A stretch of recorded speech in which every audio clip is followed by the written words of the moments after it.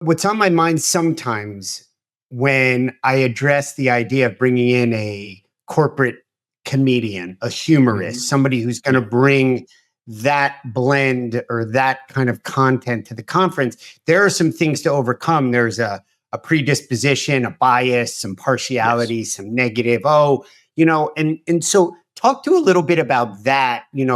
Our audience, our listeners, our podcast viewers are a good portion are meeting marketers, event planners, conference planners, meeting professionals, but they're also small business owners. They're also Mhm. executives and, C-level types. When they hear comedian or humorist, they're like, well, it's a business meeting and we've got to be serious. So, talk to that a little bit. Right. I think I've always said, and I've said this for years, I think humor at a corporate event is the biggest hit and the toughest sell. And unfortunately, that works in reverse because you have to sell the client Right. on the idea of humor, which means you have to get them to buy into what you just said, that it is appropriate. And I think that when you introduce the concept of adding humor, I think it's just natural for people to kind of their guards go up a little bit because they immediately think, well, what if it doesn't work? What if nobody laughs? What if the audience just doesn't dig it? And what's funny about that, Seth, is no other speaker gets that kind of reaction. Right. Right. If you're the AI speaker or the futurist, nobody says, well, what if we don't believe in his concept of the future? Nobody does that. Only humor speakers have to overcome that. And I guess the easiest way to overcome that, I've always said, is to let me talk to you beforehand. Let me get on a call with you. It's fine to be nervous. It is. It's natural. And a lot of companies and maybe associations maybe have had a bad experience, one they'd rather forget, with somebody who really doesn't know, who calls themselves a comedian, and maybe they are in the nightclubs, but they don't know how to work a corporate event, which is completely different. So I believe that vetting is really, it benefits both of us. I am fine if you want to get on and watch all my videos and say to me, what are you planning to do for us? Give me that chance. And if I can get past that, I'll give you a great keynote.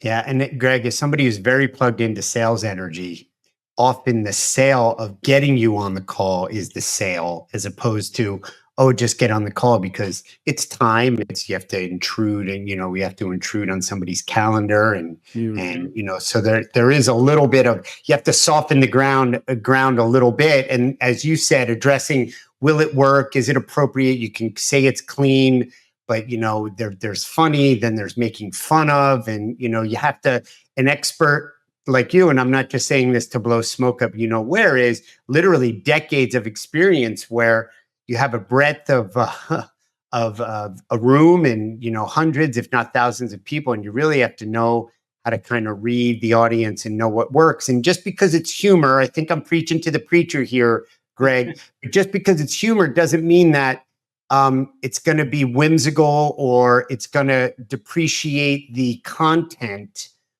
Meeting planners have an agenda, they have messaging, they have initiatives, they want to please the marketing, they want to please the executives, make sure that things are going forward. I love one of the times, I think with my client, you look through their entire program and you enumerated a panel discussion on succession planning, and then how to deal with the labor department and all the new FINRA rules, and you on, and you were like, man, how come you put all the fun stuff up first? It's like, yeah.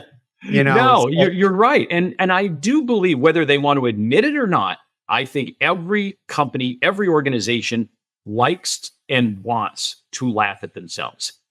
Because there is humor, and laughing at yourself is what gets you through the day. I think sometimes the ability to find that humor. And if you can have somebody from the outside come in and do it, all the better. Because see, one thing I always tell my clients about comedians, and one of the reasons we get hired for corporate events, is we see the world through a different lens.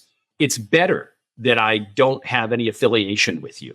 It's like with Seth, it's kind of like every now and then I will get a request from somebody to say, hey, I really want you to go after the head of sales and marketing, and here's some stuff about him.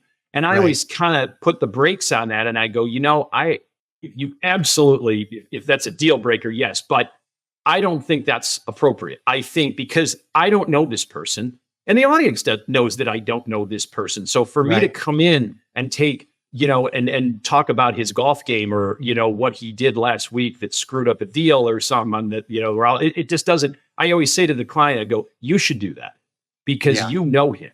I'll come in and have fun with the whole organization.